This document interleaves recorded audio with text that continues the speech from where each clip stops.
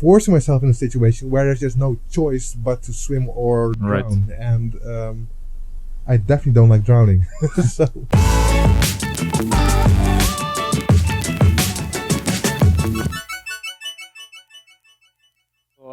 So you are an audiovisual artist. You're very well known for especially that field in your life. Tell us a little bit about your background and what got you into this whole field. I lived in Saudi Arabia when I was a child, from 5 to 10 years old.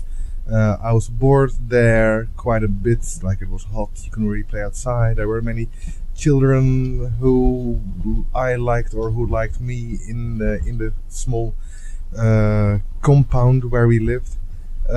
So I got into computer programming. I mean, it sounds perhaps computer programming, it sounds very complicated and like this big thing, like, oh my god, how can a little kid do that? That must be a genius kid. But that's not really how it is. And many kids, I think, these days are also learning programming, and it's not hard for them either. It's like playing with Legos. But yeah, so I just basically learned that if I would try to type a command, a very simple command, press enter, the computer would go beep, or it would make a little color.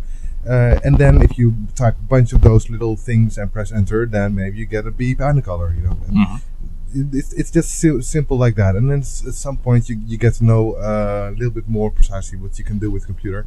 And later on, somebody might tell you that you are computer programming. And it's like, okay, I thought I was having fun. Nice. Yeah, so as a kid, I was just doing that just to pass the time, and it was very nice. Making little improvised computer games where me and my smaller brother, 2 years younger, where we could play like little kung fu games where we would beat each other up virtually with little pixel puppets. And yeah, until somewhere in high school where I learned about these little musical programs which look like Excel sheets but are actually also nice for making cool music with. And they're called trackers. Those were old school MS-DOS based programs. What was that? I think in '96 or something like that I started using them. And that's just, you take a sample or you take a whole bunch of samples. I took them for my CD collection. And if you play a sample back in a high speed, you get a higher pitch. When you speed up a record or whatever, you get that people start talking like Smurfs. The pitch goes up. Right. You can do the same thing also with a bass note or with guitar chord or whatever. So with samples, I would put into these tracker programs and just make tracks with that. I did that. From that moment on, I was basically hooked on making computer music or making music in the computer. And that was even before I even enjoyed electronic music. Okay. I thought that maybe grunge, metal, and I don't know, rock. That those were more real types of music. And electronic music, I didn't even like that much, even though. Somewhat, I thought the Prodigy was kind of cool, and but I didn't know too much about it. But I was myself getting into it, and then I came across 9 Inch Nails, and those were a really beautiful fusion between, rock and electronic. I didn't even realize that initially. I just fell incredibly deeply in love with the Downward Spiral, that album, and then on another. Album of theirs, a remix album, Further Down the Spiral it's called. There was one track by Aphex Twin, which was the first time that I got to know about that guy. And of course, Aphex Twin, for me, like for many other people, just blew the lid off of what can be imagined to do with electronic music, and how it's much more than that little slice that you get to see in the Top of the Pops or whatever. So that was my sort of like musical development. But in the meantime, I did think that I was going to become a psychologist. Even though I like music a lot, I like making music a lot, and I also actually liked painting and drawing, and that kind of like a more. I guess music and art. Actually, I think it's both art. I was interested in also that kind of like visual art, but I never thought that I was the kind of person who would be an artist. I just didn't think I mean, I felt too normal Okay. to myself. I felt like that an artist is somebody who cannot do anything else but create art, and will otherwise explode and commit suicide or something like that. And I didn't have any of that. I could very happily go through life, maybe just being an engineer of some kind or whatever. I didn't feel that. I just felt that actually, secretly, that would be really, really cool. That was more it. Then when I had one track that I'd made with this tracker program called Impulse Tracker, by the way. I had sent it. Basically, I got to know a couple of members of a band called Nazis from Mars, which was an interesting name. They they put out their music on a label called Irritant Records, also an interesting name. And they said that basically I got to know them, and they said, "Oh, well, why don't you let us listen to some of the music, some of the music you're making?" I did that. They said, "Oh, maybe this label will be interested in that." I sent my music to the label, and then Irritant Records put one track of mine on a compilation record, and then John Peel, who's this DJ on the BBC radio, he played that specific track of mine on the radio. Wow. Yeah, exactly. That was that's like if he hadn't done that, I would be in a completely different spot right now, because that was the one moment when I realized this is more than just friends and family saying, "Oh, this is kind of nice what you're doing. Nice little hobby you have there." There, I all of a sudden it hit me that, oh shit, this might actually really mean something. And it took me, I think, about 1.5 years to fully realize that I can in no way ignore this. That I have to change the whole course of my studies and what basically that I had to at least try and seriously make this into a thing, because otherwise I would start hating myself. And that was very clear in my mind how much the older me would start hating the younger me for that decision, and that I had to prevent that. So some people would say that it would be brave to change your course from a more stable type of career like psychology to something more unstable like music. But for me, it was almost that the opposite of being brave. It was almost like, no, I was very afraid of that older version of me that would be so angry at me. So it was almost like clearly the only choice that I could make to have any option of self-respect in a way. So I changed my studies. I was 24 when I started studying music and technology in Hilversum in the Netherlands. And there I learned how to combine making music with programming, because basically I studied that instead of a conservatory study, because I also really wanted to know how to make computer music in a way that I could do it live and actually have it be interesting for both myself and the audience, because I had done a couple of gigs just out of the blue, just with my own limited knowledge, just more or less pressing play on different tracks and doing something with effects, but I felt very unhappy with that, and I just so that's why I specifically chose the more technical side to see what can I do with technology to get a more creative, more interesting interaction between myself and the work I'm creating. So I was going to study, learning programming again, and of course the fact that I had done programming in my childhood helped a lot. Initially I wasn't even that great at it in school, but at some point I guess somehow the new knowledge and the old new knowledge of my childhood sort of like they met each other somewhere in my brain, and all of a sudden that really accelerated my progress there. And another factor that really exponentially accelerated my progress there was when I saw that I could use that programming to create sounds, but also to create visuals and to create all kinds of interesting combinations and interactions between the two. And when I saw that appear in front of my eyes and ears, I had sort of like flashbacks to the clipside scene of Aphex Twin and Chris Cunningham, where there's some beautiful audio visual very tight connections that are in those videos, and for instance also there's this clip by Alexander Rutherford that is a clip for the single ganz graf of Otaker. Well, that's also another one of those very special audiovisual combinations.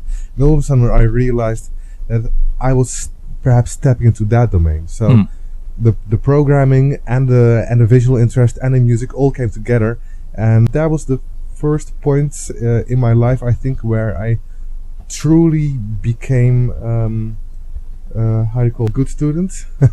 where in any case I truly put a shitload of energy into getting where I wanted to go, because I've always been bad in self-discipline. But given the right circumstances, I can get into an obsessive mode, and that's what I had there. And then I just went super fast, and still with ups and downs, admittedly, but still more or less going into the same thing. Yeah. And did you have somebody, because I suppose back then not many people were doing what you're doing, did you have some kind of a mentor or somebody who actually introduced you to all these concepts in the software?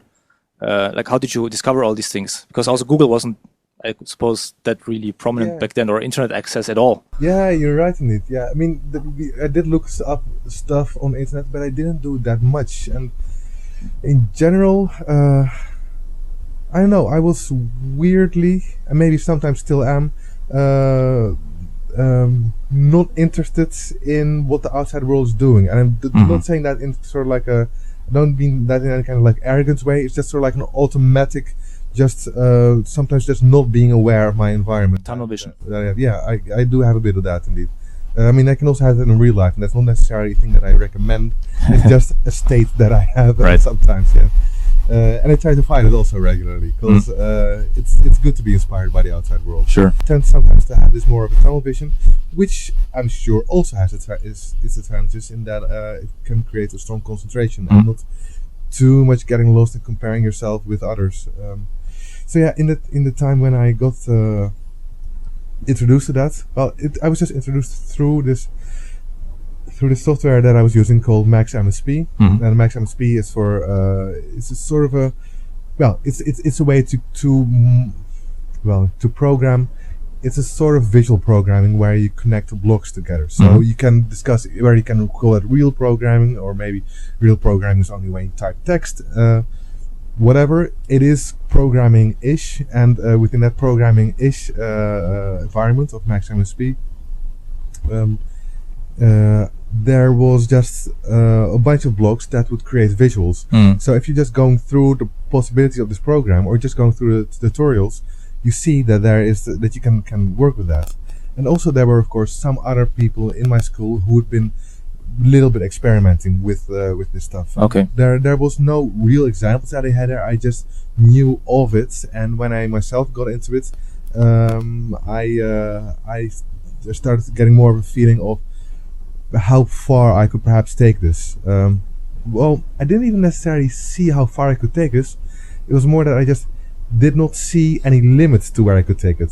So it's more like there might be a very, very big mist, but I did not see a wall on the opposite side. So I thought, okay, let's see what's beyond this mist. And in terms of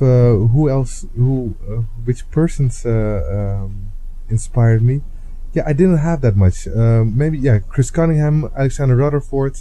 I guess subconsciously the paintings of my father, around which I grew up, were also an influence. General art stuff, general nature, sunshine, water streams, just the things that enter my brain through my eyes. And there was one teacher of mine who was actually the only one who truly understood what I was trying to do. That was a guy called Marcel Wierks, with whom I'm still sometimes in contact. And he was the only one within my music study who understood that me doing visuals was not just a distraction of the real thing. Because the other teachers were thinking, but that I'm doing this music study, so why am I trying to put all this makeup on top of it, right? Like that, this all distraction. Just focus on the true music.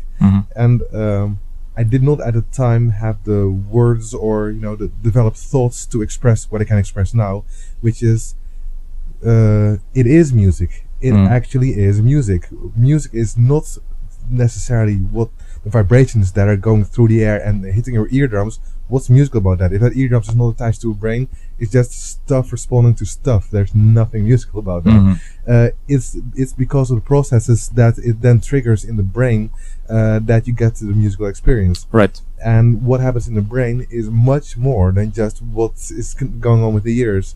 Sure, it's massively influenced, and that's why it can really also overtake an experience. I definitely recognize that. That's also why sometimes it can be great to listen to music in the complete darkness. The importance of listening to music in darkness shows how important visuals are.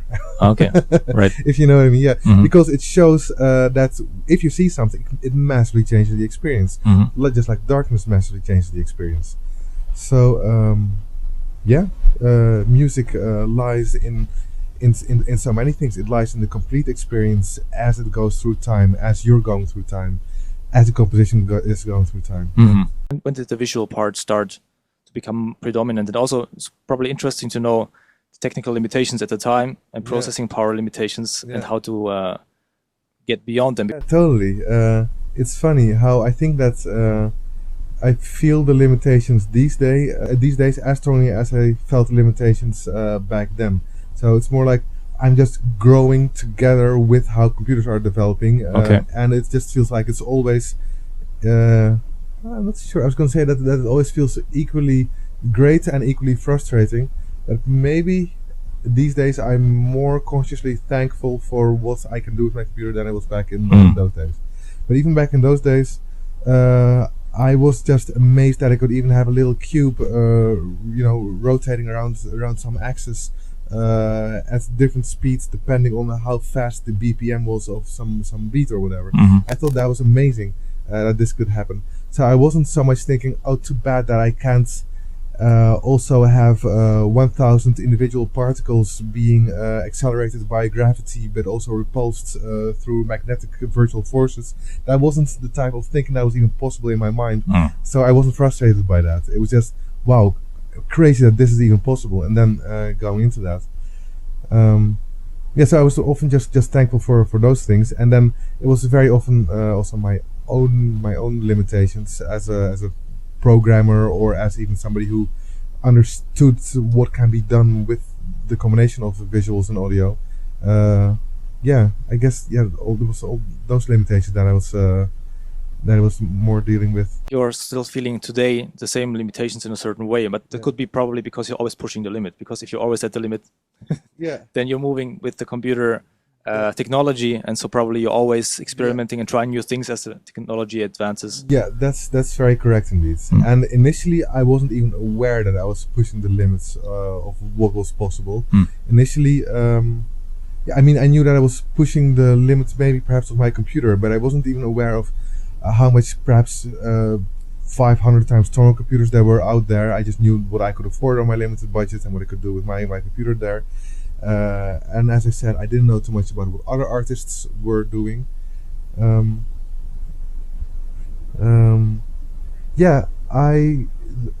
Looking back, I now realize that even back then, as a student, I was quite far on the forefront already of what was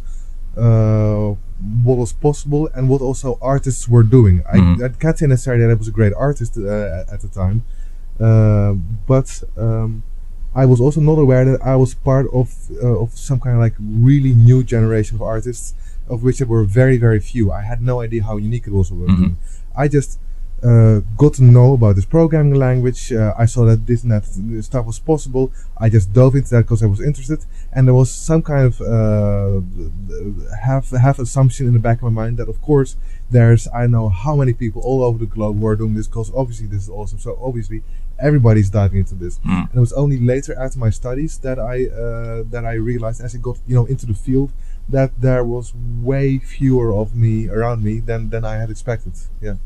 And do you see that as an advantage, or is it also frustrating sometimes that you want to try something, or you want to have some advice maybe, or exchange yourself just to get ideas, and you find nobody around you that kind of is at the same level? Yeah. Or understands what you're talking about in a certain way, because there's a technical aspect, of course, but also there's the creative aspect, and there's also the combination of the music and the visuals. Yeah. Finding that peculiar combination must be very frustrating sometimes to have a lack of people to exchange yourself with. Yeah, there's indeed not many of them. Fortunately, I do live in Berlin though, so there's some people Right. like that, and each everybody has their own specialties and their own strong points in terms of their knowledge or their aesthetics and their weak points. So I can speak with different people about perhaps different aspects. But there's also some people, like for instance, I work a lot together with Lea Fabrikant, who's a very good friend of mine also, and she is herself not very technically gifted, even though she's getting there, thanks to also our collaborations, because Right. you will get confronted with technology and with crashes and the frustrations and the joys, all of it a lot when you work with me. But for instance, she just has great eyes and great ears, and it is mostly just the fact that she has been around me and my work quite a bit, that by now she is excellent in giving quite precise advice or criticisms, etc., on what I'm doing, which I feel extremely lucky by, because indeed it's very hard to come by these people. But and that has to do with the fact that the field is maybe somewhat unknown, that there's not so many people in that field, but also that there is in general in the world a lack of people who understand that being truly honest and truly critical is not the opposite of being nice, but that actually it can be a direct result of caring. Like if you care about your child, you'll not let your child do whatever the hell they want. Right? Correct. Same also with your fellow human beings. If you care about art, you will have a lot of negative comments on it. If, however, you have only negative comments, then there's a problem with you, probably. Exactly. But with care comes both the extreme joy and enthusiasm, and sometimes even disgust with it, because that's what care means. It means making a distinction between what you love and what you hate. Trying, of course, to keep in mind with all that you shouldn't be too dogmatic, etc. But still, if you care, there is going to be strong emotions involved. Exactly. Yeah. Both sides, in both directions. Yeah. Well, I agree. I mean, if you have a friend and you care really about their well-being, then usually you tell them if you think something is wrong. Yeah. And if you are truly friends, then the other person understands also the way. I mean, it's one thing if you just say you suck and you suck at this and you're horrible. That's the wrong way to say it, maybe. Exactly. But if you're like, look, I think this here is better if you would do it this way because of this and that. Yeah. If you approach it logically, then a real friend or a partner will appreciate what you're saying. In maybe not immediately, but hopefully at least exactly. Yeah. Some weeks, months time, especially. Right. Yeah. So one thing I was wondering when I watched some samples of the software just briefly, and I saw that some of the images looked a little bit like a video game in a certain way, like there's camera movements going on and going through scenes. Yeah. Is there like a similarity in video game development in a sense that there are sprites, there is like somebody who's maybe a bit into that, like collision detection between objects and physics? Like, is there some aspect of that? And did it help you to play and program video games as a child? It helps that I got to. I think, well, as a child, I was programming in ways that weren't very visually advanced or anything like that. It was more about getting the computer to obey my commands or to create a certain type of environment. But that's more of an abstract thing than I can say that it had specifically to do with the very computer game-like stuff like collision detection, etc. It was much more primitive what I did. I was just happy if I could have a little puppet that could make a jump and go up and then down again or something like that. And then if I had a little puppet that made a kick, then the little leg would go tuk, and then then if this puppet had another puppet in front of it within a certain distance, then the other puppet would go poof and would have a little bit less health. Just those very, very basic things. What I am doing now is of course helped by that knowledge of knowing how to make a computer do stuff, but I can make a two-direct connection there. And also there is a similarity with computer games in that it's 3D, I guess. Okay. I mean, yeah, my software is in essence 3D, even though sometimes when I do visuals you wouldn't see that, because I also really love more two-dimensional compositions. I mean, I also played them a lot as a teenager. I don't play them now anymore. I also sort of lost interest. Partially also because it's a dangerous thing for me. If I would get into them, I would get addicted to them. I'm quite sure again about that. So I'm just not even looking at them. But there's not so much gravity there. There's not so much collision detection. There's actually a lot of stuff that is standard within games that I'm not really using. I am using a three-dimensional virtual world with a camera that can move through it. But I'm just using that to create a three-dimensional space in which music and visuals can be created. So I would even make perhaps more of a direct connection with reality, where you can move from the streets into your home and then go into your garden and listen to the birds. If you make that route, you have gone through a whole bunch of different sound worlds thanks to your movement in 3D. I mean, even though you're walking, it is 3D. You're going upstairs and whatever. Maybe you make a little jump, whatever. And that's an audiovisual experience where sound and visuals change through that whole path. From the street to your home to your garden. That's kind of like the general basic principle that I also apply within my software. Okay. That your movements change what you hear and what you see.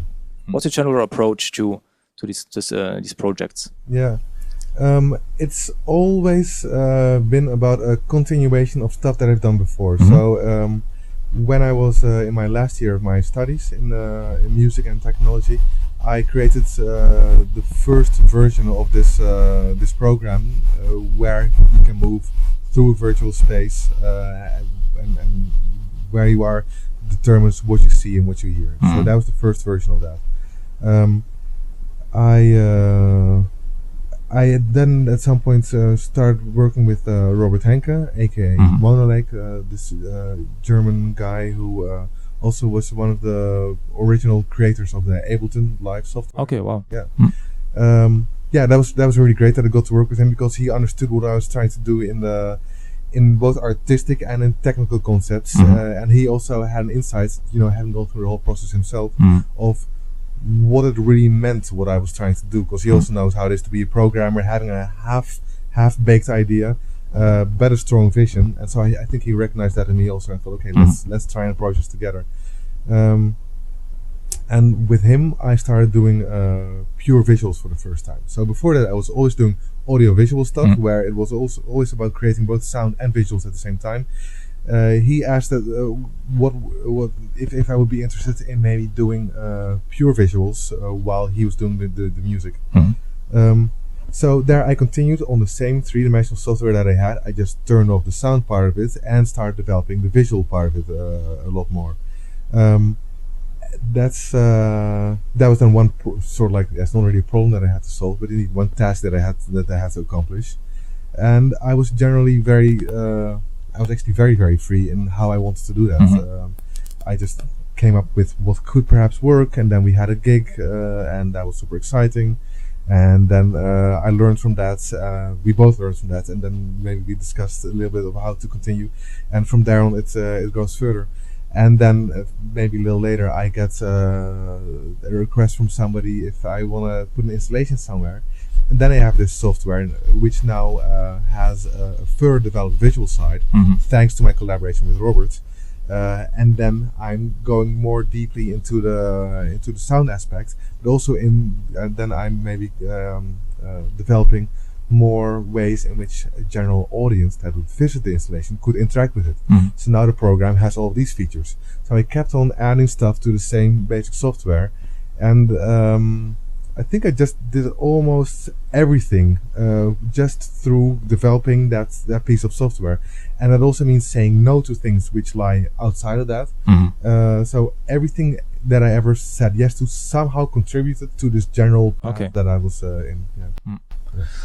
And so that project, were you already performing live, or was that some visuals that were then added as a kind of playback to the music? Or it was always live. Always live, okay. Yes, and that's also because I started making these visuals as a way to see see my music in 3D as I was traveling through it, right? Initially, it started out as this audio-visual music program.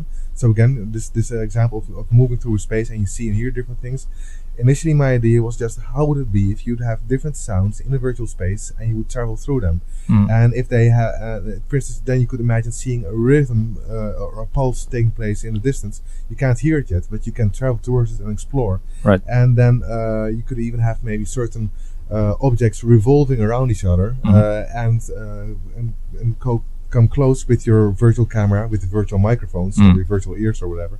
And you would hear the rhythms at which certain things are revolving around each other. Rhythms / melodies, certain kind of movements. I thought that was super interesting to explore. And that's how I originally came up with this whole program. So yeah, it was always, and that was always important for me that would be live, because the music side where I came from, it's also very common that things are live there.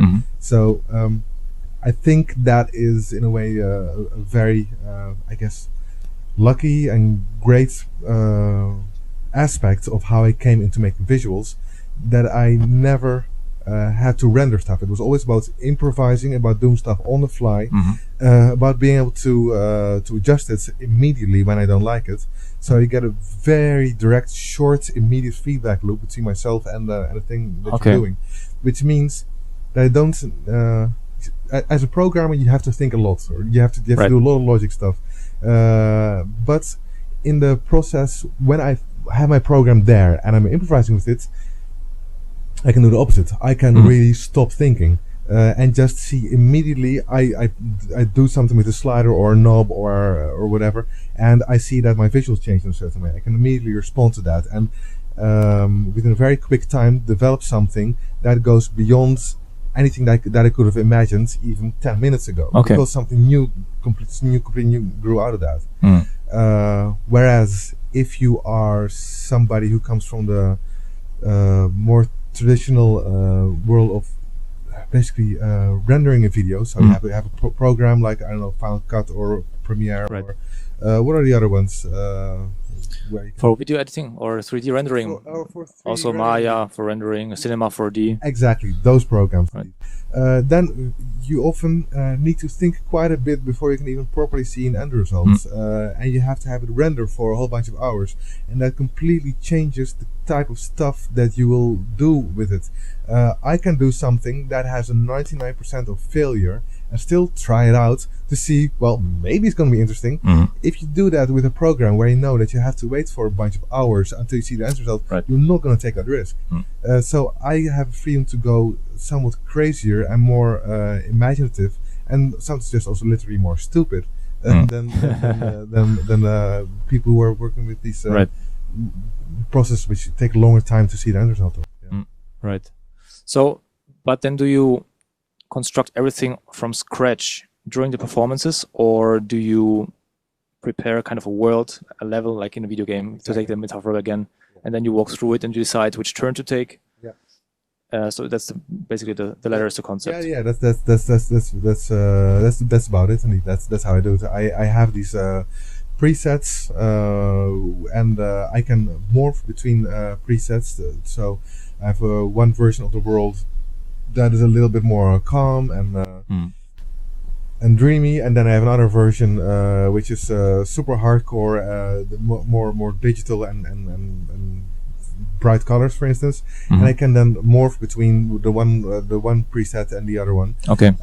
So yeah, that's one way. Yeah, that's one almost completely automated transition that I can make. But then there's within these worlds, I can still always determine where I'm going with my joystick, and there's also all kinds of other parameters which can differ per preset that are attached to my sliders. I'm going to try and say that in a little more simple way.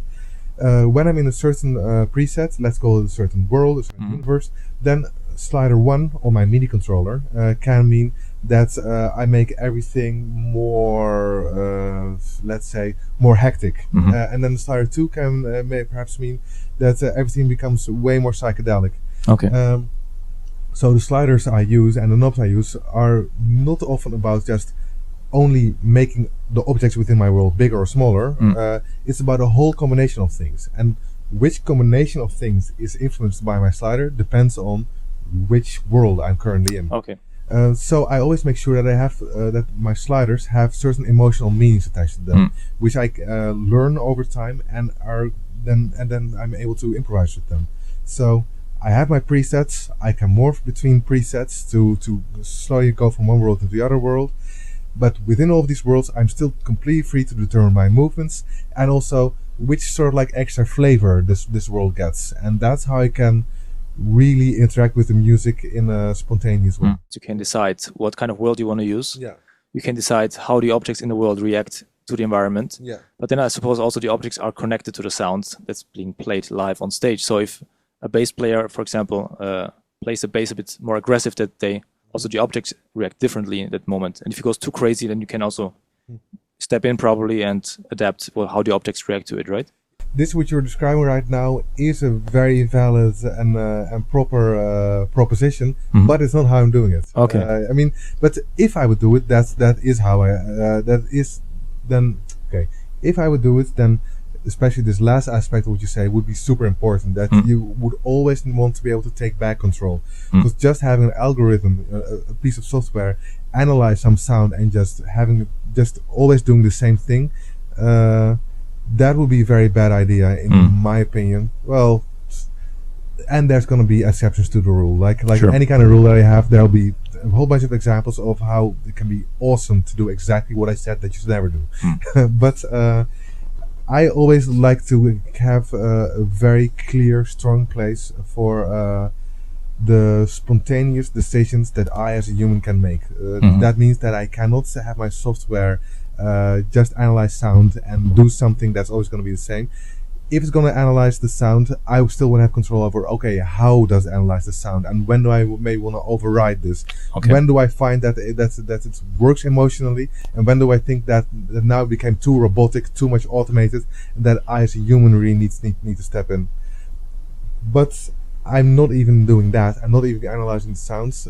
What I'm doing is sometimes my software takes some MIDI triggers from what the musician is doing on stage. So the musician on stage has maybe some software running, and I'm just going to explain a little bit what MIDI is. Yeah, and then when that software plays certain parts of music, those are triggered by little, let's say, just little blips. Okay, whatever.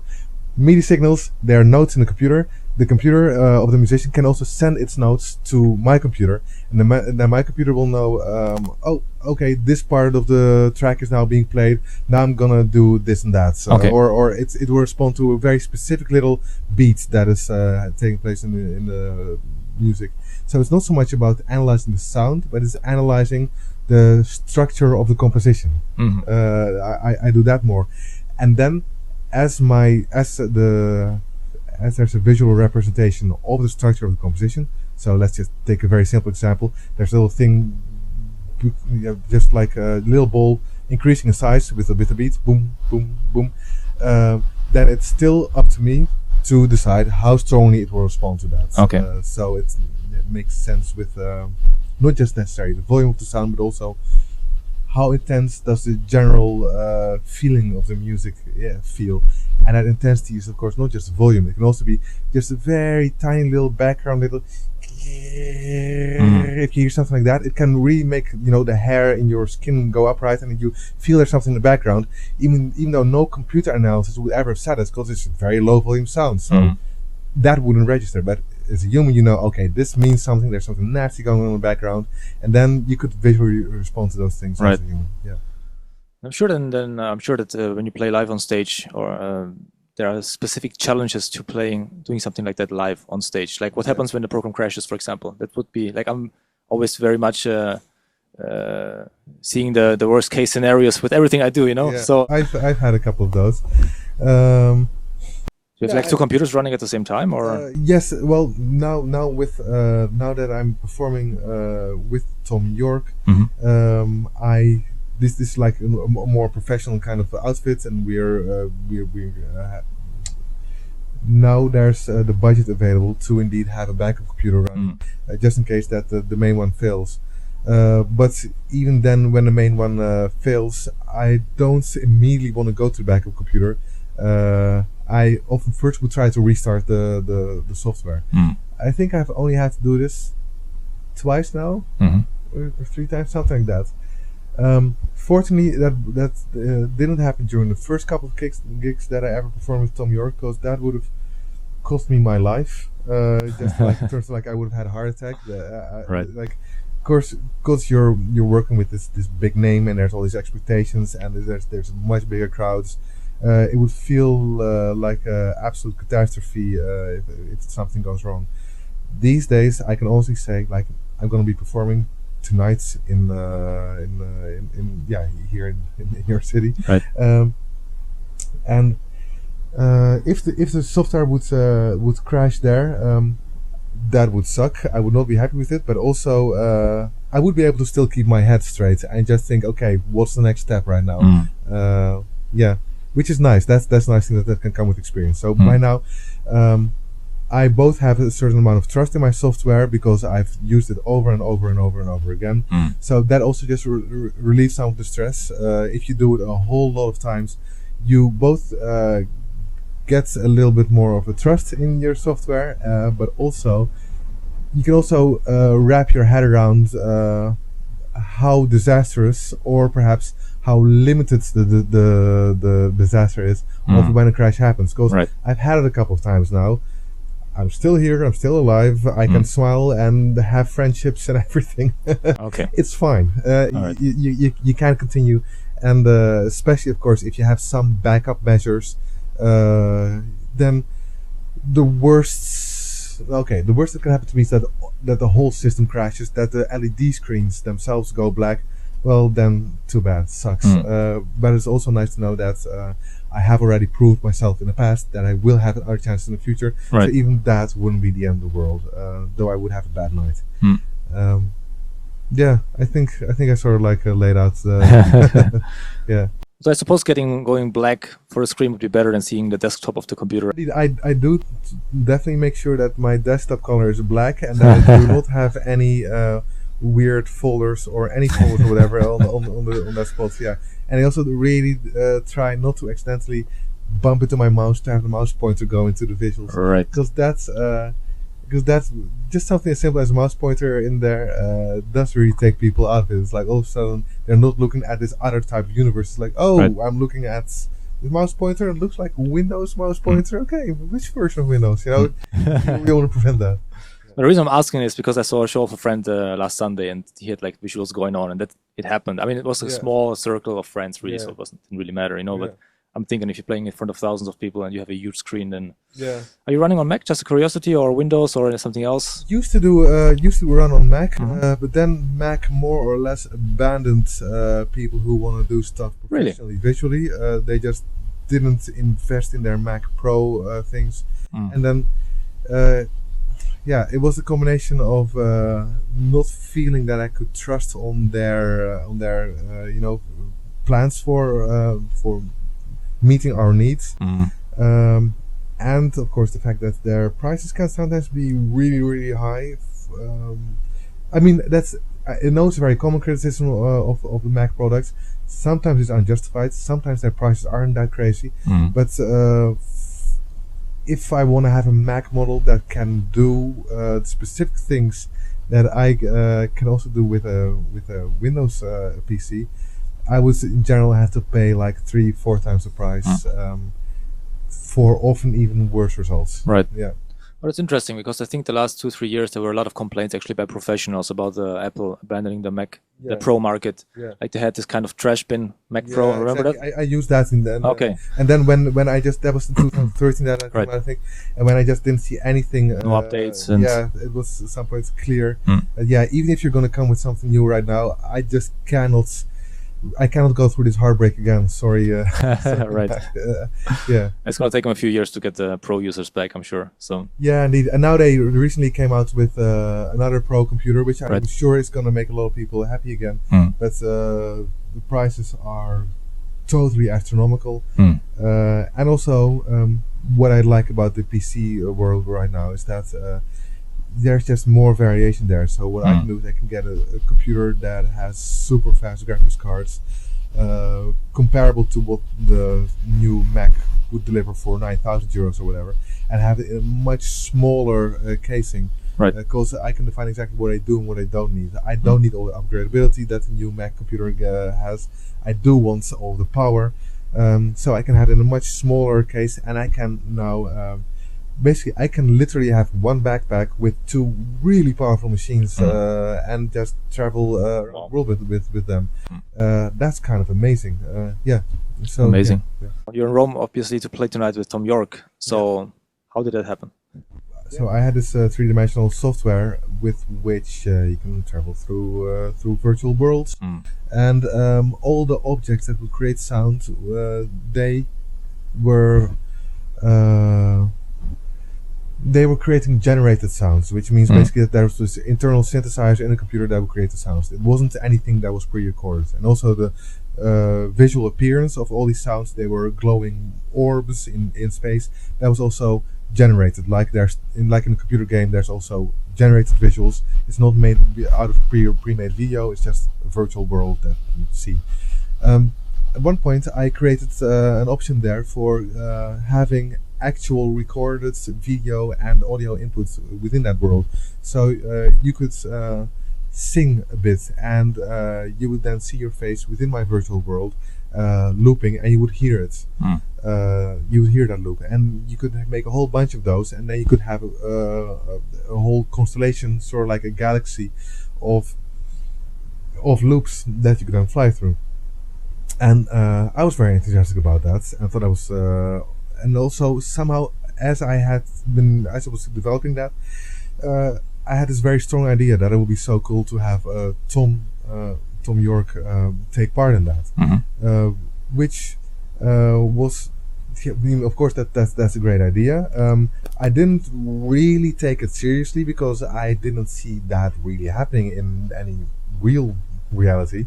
And at the same time, I did take it seriously enough to tell people about it sometimes, how cool it would be to have him there. So I guess there was some tiny little part of my mind that was audacious, or like self-confident enough to at least dare to express the thought in any case. Right. Yeah. So as that little part of me sometimes was going out, was speaking to other people. There was one friend of mine who encouraged me to perhaps take, more deliberately take this thought seriously, and just try and see if there's people around me who would know, anybody who would know Thom or Radiohead or whatever. So yeah, I started asking around. I thought, okay, I'm actually gonna make this into a mission now. That's crazy.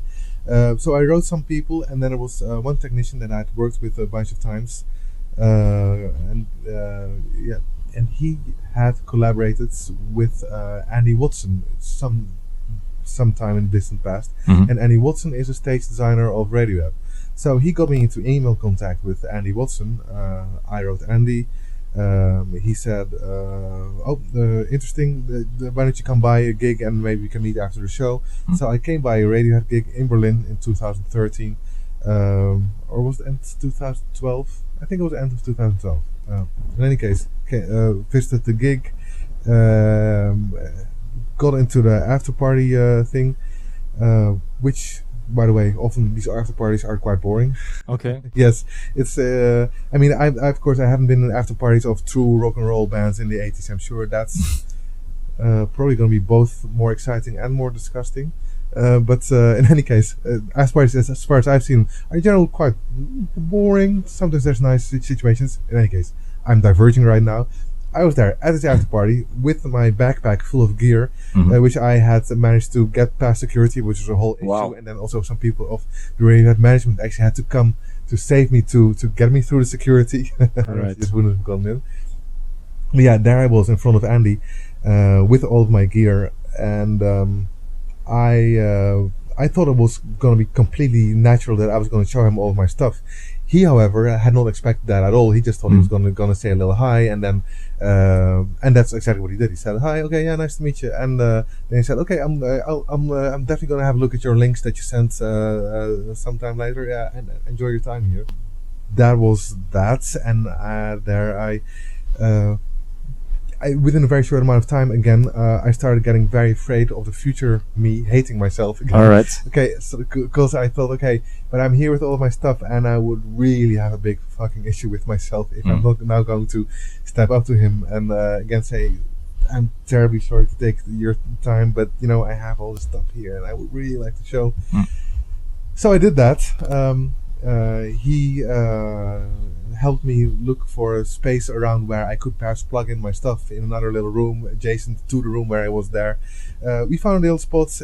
It had some power plugs in the ceiling, so plugged into the ceiling.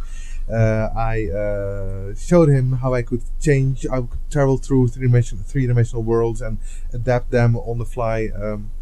And as I was doing that, he said, "Oh, hold on, Tom needs to see this." He just went out of the room, and I was left there a little bit confused, wondering, wait, was he talking about that Tom? And yeah, he was talking about that Tom, because Thom Yorke came into the room, said, "Hi, my name's Thom Yorke," and I said, "Yeah, I know. My name's Tarik Barri." And then I showed him my work. It was sort of like immediately like sure, okay, great that you're Thom Yorke, great that we're meeting, but also we've got shit to do right now and there's not much time, so okay, so I showed him my stuff. He seemed quite interested. Then he got pulled away because he needs to do something else somewhere. That was just cool. I walked out of that situation thinking, okay, I don't know really what this means, but this was really, really cool, just as an experience in itself. Great. Maybe in 5 years from now I'm gonna get some kind of phone call or whatever, and something might happen. Who knows? And then 1.5 months later, Tom got in contact with me to ask if I wanted to create a video for their for a new Atoms for Peace single called Judge, Jury, and Executioner. I did that. Tom was very happy with the end results, and then he said, "Oh, actually, Nigel and I are putting together this small-scale thing where we are doing sort of a Atoms for Peace DJ set." Nobody really knew what that meant, an Atoms for Peace DJ set. They also didn't know what that meant. But now I was involved in that, and soon enough it became clear that the three of us were a combination. After the first couple of gigs, where of course it was super exciting and everything, but also that all worked out quite well and seemed like, okay, we want to keep on doing that. And it became clear that this Atoms for Peace DJ set thing actually was really becoming its own more independent creature. And slowly over time, after a bunch of little gigs here and then maybe 4 gigs there, at some point it grew and grew until we had our first little mini tour in the US, and then it became and then we had a more proper bigger tour in Europe, and then another tour in the US, but this time it was a proper one. Now by now finally it's really clear that we are a thing. We are a proper thing. It's not just this improvised weird little temporary collaboration. It's great. Now there's an actual train and whole machinery that's running, and that will keep on running, I think, for the time being. Well, congratulations. It takes balls to just go in there and do what you did. I find it weird. Yeah, I mean, I guess yes, it takes balls. I guess I haven't, so yay for that. It's great. But also, it feels so weird not to do it. Because people, like, it's not like I'm forcing anything on anybody that they don't want. Right. So like, what harm is there done there? But of course, I also understand the fear of rejection, etc. So it's not like I really don't understand it. But I guess there is a part of me within myself that tries to, in almost like a very rational way, it tries to think. Again, I'm trying to think of the older version of myself, and even though I I mean, I am full of fear, and I was too shy in a way at that point also to go back to Andy and say like, oh, actually, this time that you gave me is not enough. I want more. That's kind of weird, and also I respected the guy, and there was a large part of me that actually really didn't understand, that didn't dare to do it. At the same time, there's also this very rational part of me that really is thinking through the future version of myself, that how I'm going to look back on this and everything.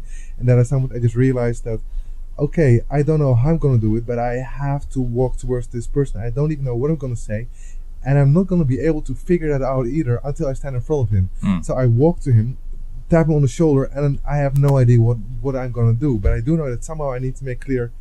And then at some point the words will come out, because I can't just stand there and go, and like at some point something has to come out. Exactly. So that's I think a little bit this idea of having both. So it's just about forcing myself in a situation where there's just no choice but to swim or drown. And I definitely don't like drowning. So, yeah. Right. Yeah. One thing I notice is, and I find it very interesting because it's a concept I kind of like myself and try to implement very often, is the concept of not doing anything that the future self would hate about you, or do something that your future self would be proud of you. Yeah. Where did you get this concept? Because I noticed that you brought it up a few times. Yeah. So it seems to be a strong motivator. Like for me, it is a very strong motivation actually, especially when you have periods of procrastination or like putting aside things. I still do in my day-to-day life, in the smaller actions that I take. There's a lot of things that I dislike about how I spend my time. So there's so there's that. But when it comes to the very much more bigger decisions, then I often also have a little bit more time to really think it through and come to a wiser decision. If it's about small things, then it's often like, but it doesn't matter, it's just 5 minutes of this, or no, I'm just looking on my phone, just gonna scroll through whatever. It doesn't matter, it's just a couple of seconds. But also it's actually a sign of a much bigger addiction that you have. Right. Well, in fighting those addictions, those addictions and procrastinations that have this ability to creep into all the little corners of your life. Not an expert in fighting that. Have to get better. Also, just because otherwise life sucks more, and that's not a good thing. But yeah, so in the bigger things, I somehow find it easier because there's more time. It's more concrete. There's this one thing where it's much more clear what your decision, what the consequence of a single decision is there. And small things is about a shit ton of decisions, which makes it more hard. Right. But I find it very interesting because it's a very strong concept. Yeah. And it works. Yeah. It certainly worked in your case. Yes, indeed. Yeah, I don't know. I think that is something that may be inherent also in being a human being. Though sometimes it's hard to make a distinction between what you've learned through certain experience and what, of course, is inherently human. Like there's no answer to that question really. But still, again, I think that is quite. I think it's implicit in stuff like having a conscience and everything. Like everybody knows guilt, and everybody knows the terror that guilt can bring upon you. And I guess if you want to take preventing that terror seriously, you have to start thinking about that future self. Right.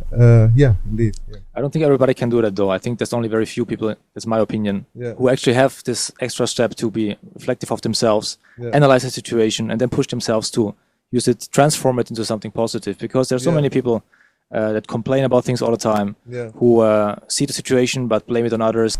Yeah, I find that always a very difficult one. It's just like you don't know how much of your human nature comes from what you learn or how much is intrinsically human. I also don't know how much of this being able to do stuff based on a strong decision. I definitely have some of that, and if I would not have quite a bit of that, I would not be able to get where I am. Right. However, if there were, I am also not the kind of person who, for instance, would respond well to being told you're not good enough. Like sometimes that's a tactic. In some art schools they also do that they will really punch you down so you become stronger, etc. All right.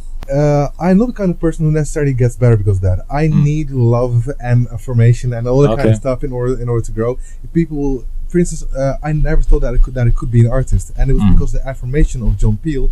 I thought, okay, maybe I can do that. So if a lot of people would have been just like, no, you're not good enough, I would have just thought, okay, yeah, sure, of course not good enough. That makes sense, and I just wouldn't have done it. So this pulling yourself up by your own bootstraps is not something I can fully say that I need other people. I need the environment. I also need the privilege in which I grew up. For instance, the fact that I grew up in the Netherlands, that I thought that therefore I felt a little bit more free in taking risks with my future life, right? And having the sort of a confidence that I was not otherwise going to die of hunger. All those things definitely played a role. And again, I'm not just saying that one needs to have all the privilege that I had in order to achieve these kind of things, but at the same time, it would be immoral to deny that these factors play a huge role, because otherwise you're gonna blame everybody for their situations, and that would remove all empathy. It's like everything that happens to anybody is their own fault, which is a very, very, very harsh and dumb thing to think.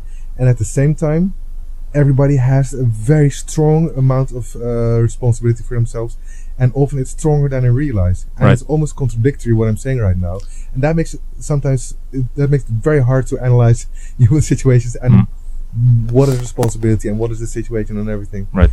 So yeah, no ultimate conclusions here. All right. So one thing I'm interested in is like now this audiovisual scene. What do you think where in Europe or in the world right now is the avant-garde? Or probably in Berlin, since you're living there, you know. But generally, where are some hotspots, let's say, in the world that are interesting for artists who are interested in that field? A lot of people are going to Athens these days. Also Lisbon, I heard there's a lot of people going there. As Berlin's also getting more and more expensive, more and more gentrified.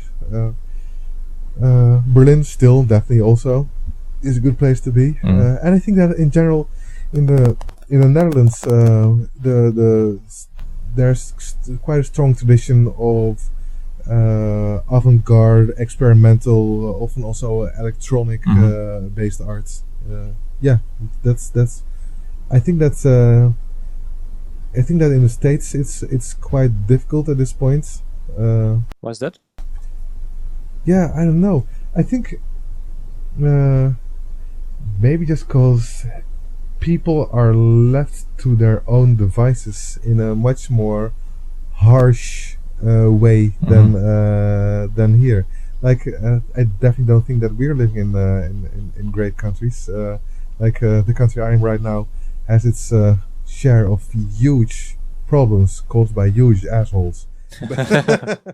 But I can say the same for my own country, even though the Netherlands is a little bit more lucky in that they're a little more rich and less problems with migrants coming in. Where I'm not saying that migrants are problems, but I'm saying that people's responses to migrants definitely are problematic. Right. So yeah, in the Netherlands it's a little bit more lucky. There it just seems to like things in general are a little bit more harsh, and also towards artists in general. So I think it's even harder for them to create communities in which people can support each other, because they also need to eat, and often that means spending a lot of time in other jobs. So for everybody who's watching this or listening, especially young artists, do you have any tips for them of how to approach, what path to take basically, or what they should look out for as they grow as artists and musicians? Exploitation is a huge thing. And that's really tricky to fight against, because especially I guess when you're beginning, I mean, if you're gonna make much trouble and demanding things for yourself, then there's a lot of cases in which people can't say, and they will actually mean it, we can just hire somebody else in your place, and that makes it very difficult, because you also want to have certain chances. Right. However, yeah. So again, I cannot say like, oh, you should always do that, or you should always do that, and it's always Sure. context dependent.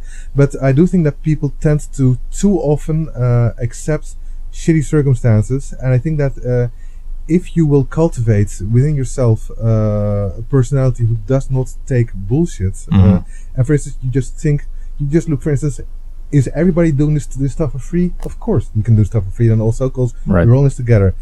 However, are tickets being sold for this event, and the musician is getting money, etc., and basically everybody working here is getting some piece of the pie, but I'm not.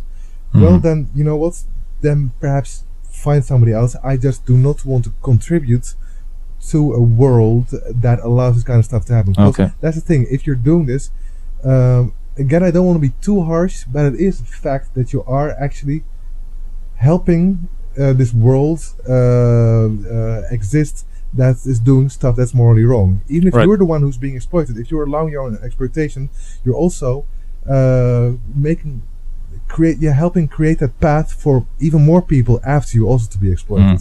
So it's not just yourself that you're sticking up for, it's also your colleagues, and if more people around you will stick up for themselves, it will become more accepted by people that perhaps they need to get paid just like everybody else. Right. I however think that this is a thing that's not only relevant for basically I think that if you do this, you're creating basically you're building your own character. Even if you feel like, what the fuck, I just missed out on a chance, and I don't feel any stronger, I just feel shitty right now because they kicked me out. Actually, you became a stronger person. And it all happens with a very small step and by a very strong step. And for instance, the situation that we were just now talking about like me feeling actually too shy. I felt very weak and powerless to even go back to Andy and tell him, hey, actually, I want to show the stuff. I didn't know what to say.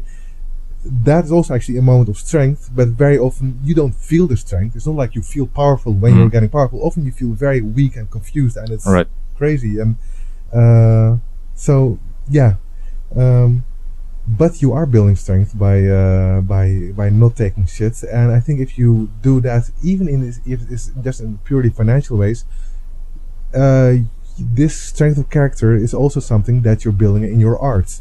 You become more unique as an artist also. Right. I think also the more you become strong in defining your own, really defining what you yourself like, and having confidence that if you become good enough in what you like, you are not that different from other human beings. Like, we are all 99.9% the same. So if you have your own weird thing, but you really feel it strongly, and you become good enough at it, then also often you will find that other people will start connected to you on a level that they will experience as being deep.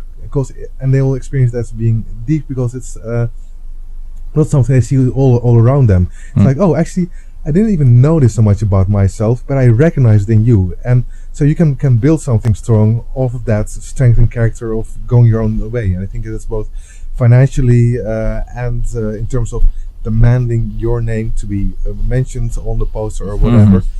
Even though, again, also even that demanding can feel like a very weak position to be in. Right. Like, how humiliating is it to be ignored once again, and to again need to beg, hey, actually, I'm sorry, but I have to. It feels like shit. But that's another point where you are building strength through a process that actually also feels like you're just being a nothing, and that's just this very, very tricky thing. A fight that feels sometimes humiliating, but is also totally essential for getting to a point where both you can respect yourself and others can respect yourself. That's a very good point, and I'm sure that many listeners, especially in Rome, musicians are going to appreciate that, because I think what you just described is perfectly suitable for what happened in the Roman music scene, in my opinion. Because it's not so great at the moment, and a lot of venues, live music venues, are exploiting musicians, or have been exploiting them for the last 20 years or so. And now there's bands that play for free. Sometimes they even pay for playing. That's ridiculous, isn't it? Yeah, I know. Yeah, it's ridiculous. I know. And so those lower the bar. And as you say, like, you're contributing, actually you're creating this, or you're participating in creating the system, ruining it for everybody else. And now somehow we have to pick up the remains somehow. Even when big bands are touring and they have support acts, it is not uncommon that the support act gets paid nothing, or even has to pay in order to be able to have the honor of participating. Because potentially you have the name of the other. Yeah, exactly. Right. Because it's such a big honor that you're. Yeah, that's such a. It's a very common way of thinking, and it's also incredibly damaging way of thinking, which it's almost it's just shitting on the garden in your own garden, because musicians need to prosper in this world. And then again, there's also very often the same industry that's built on those musicians also shits in that same industry, right, and tries to pull them down. So in the bigger picture, it doesn't make any sense. There's literally no point, and even the top dogs are making life difficult for themselves if you look at it in a broader way. But unfortunately, not many people look at it in that kind of broad way. I mean, it is tempting, kind of like if tomorrow somebody came up and said, "Hey, Sal, tomorrow Bruce Springsteen, or next week Bruce Springsteen and the E Street Band are going to come play in Rome. They want you to open for them, but there's no money." Yeah, exactly. It's very tempting. It is. First of all, I'm going to meet Bruce Springsteen. I'm a huge Bruce Springsteen fan. Yeah. And second of all, if it's a one-off, I'd probably do it, to be honest. So I'm just complaining about 5 seconds ago. I was complaining about it, but probably once I do it.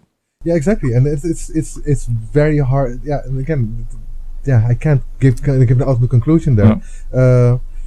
But I have had experiences with having a really big chance when I was really not that well known at all, and that I was just really fighting a lot with the management about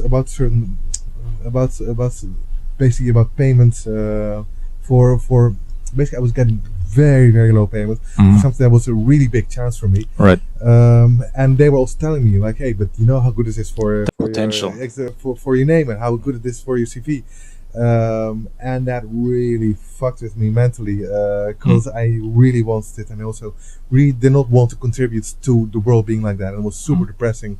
And like, if even people in your position who really have the budget are not going to pay me well, when can I ever expect my life to become better then? Right. So I came very close to rejecting that thing. In the very last moments, when they also saw that I was really serious about it, they did increase it, not by enough, but they increased it by just enough for me to be able to say yes and preserve some amount of self-respect. But yeah, that was just very difficult to struggle. But at least engage in that struggle. What I really think is a very damaging thing is when people just say, "Oh, you're asking me? I'm so honored. I'm not even going to hint at wanting any payments because I'm so scared of like no." Then I think no, bad. Don't do it. Just don't. Right. I understand it in the end. Maybe they really twist your arm and you have only that choice to do it for free.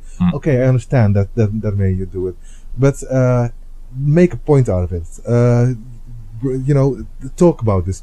Right. Nobody's going to, if they ask you for something that is so cool as that, they have a reason for asking you. It means that you have some power.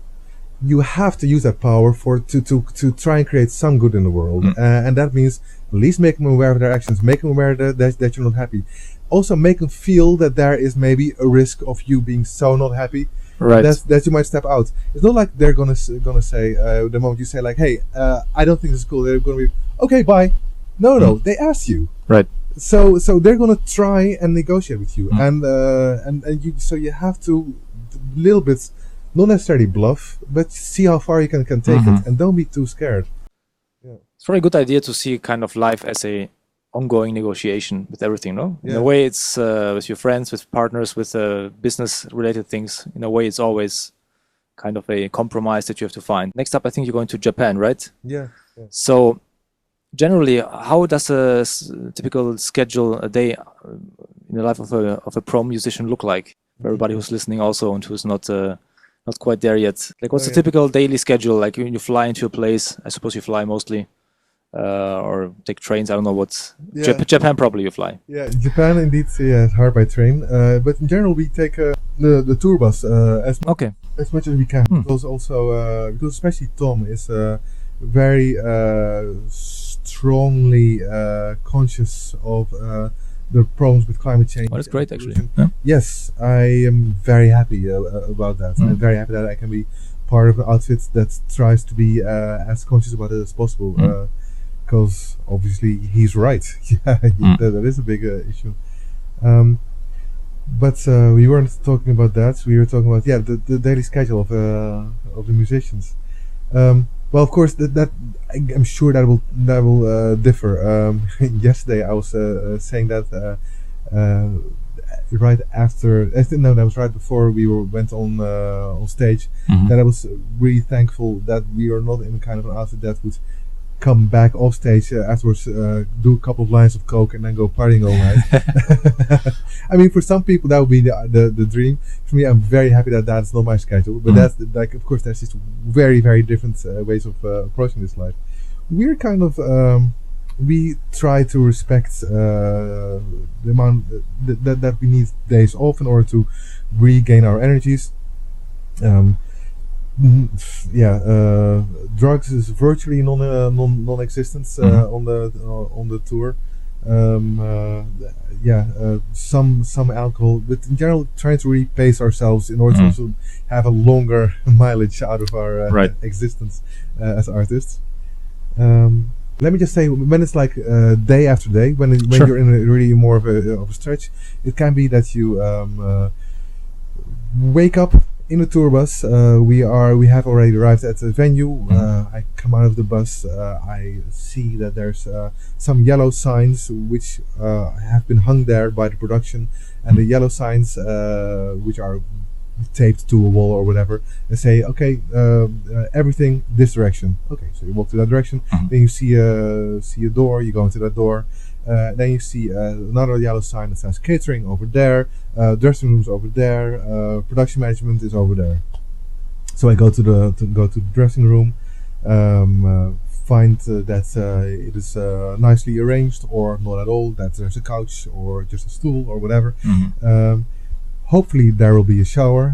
Then I can have a shower. Hopefully I didn't forget to bring my toiletries and my clothes with me. So then I change. I get freshened up. Then I perhaps have a little look on the stage, what it looks like. I then go to the catering, have my breakfast, just hang around, perhaps explore the city for a little bit. Then around 3-4 o'clock there's a sound check that lasts until maybe 6. Then the support act, Andrea Belfi, who's an Italian, by the way, and amazing drummer. I really love his work. He then has his sound check. I go have some dinner, maybe hang out a little bit. I don't often then go hang out in the city anymore. I perhaps catch a little bit of the support act, who's then starting around 8. Then we're on around 9:30. We perform for like 2 hours. After that, maybe 1 hour of just hanging out, relaxing, having a pizza, talking about the show or talking about other stuff, and then going back into the tour bus, making sure that I didn't forget any phones or whatever, and we are off to the next place, which sometimes can be like a 7-hour drive further away. So then overnight you sleep in the bus and you wake up at the next venue, and it can be the same. Wow. On other days, it's when there's days off, then we would arrive at a hotel, and then just have a day off, and maybe there's friends in the city, or maybe there's somebody who wants to invite you for a podcast. Right. Are there any websites or any places where people can actually check out your current projects? Oh yeah, I have a website that I really need to update, but it's my first and my last name.nl, so it's Tarik Barri, TARIKBARRI.nl. That's my website. Again, sorry, I need to update it. We'll do that soon. And then there's also, I guess, my Vimeo, and I go on Instagram also. There you can see what I'm up to. Yeah. Nice. Well, thank you so much for being here on the podcast, on the heysal podcast. I appreciate it. Yeah, me too. And best of luck with the concert tonight. Thank you so much. Thanks everybody for listening, for watching. Take care, everybody. Bye-bye. Bye-bye.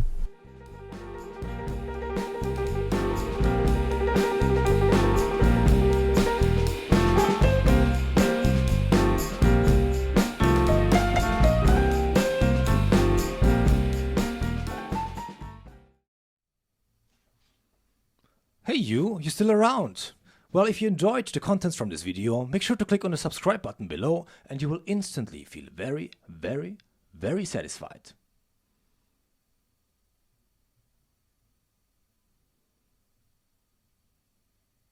You can also click on the video links on the left side for more awesome episodes from the Heysal podcast. Click now.